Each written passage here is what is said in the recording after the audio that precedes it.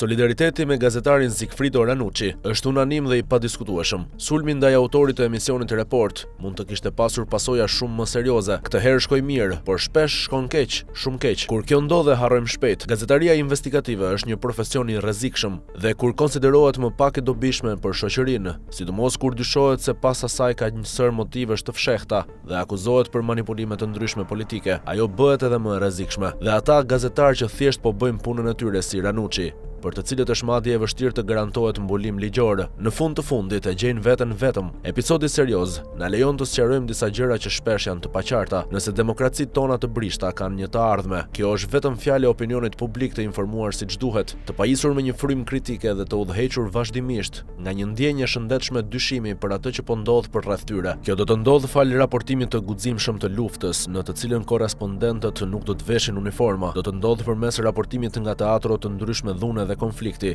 me përulësinë për të kuptuar shkaqet dhe arsyet, pa paragjykime. Do të ndodhë përmes hetimeve në cepat e errta të shoqërisë, sepse vetëm transparenca është sinonim i lishmërisë dhe drejtësisë. Pa marrë parasysh pushtetin në format e tij të ndryshme, do të ndodhë duke u dhënë zë atyre që nuk kanë dhe duke u bërë pyetje të pakëndshme atyre që kanë shumë zë dhe pak dëshirë për t'u përgjigjur. A bëjnë gabim gazetarët? Po, si të gjithë të tjerët. Por rrallë në profesionet të tjera një gabim bëhet pa pritur prove paragjykimit të pafajshëm. Sot është dita kur të gjithë lavdërojnë gazetarinë investigative, e cila nga vetë natyra e saj është e pakëndshme dhe madje irrituese. Nesër është një ditë tjetër dhe mbetet për tu parë. Përshtati pamfleti nga Corriere della Sera.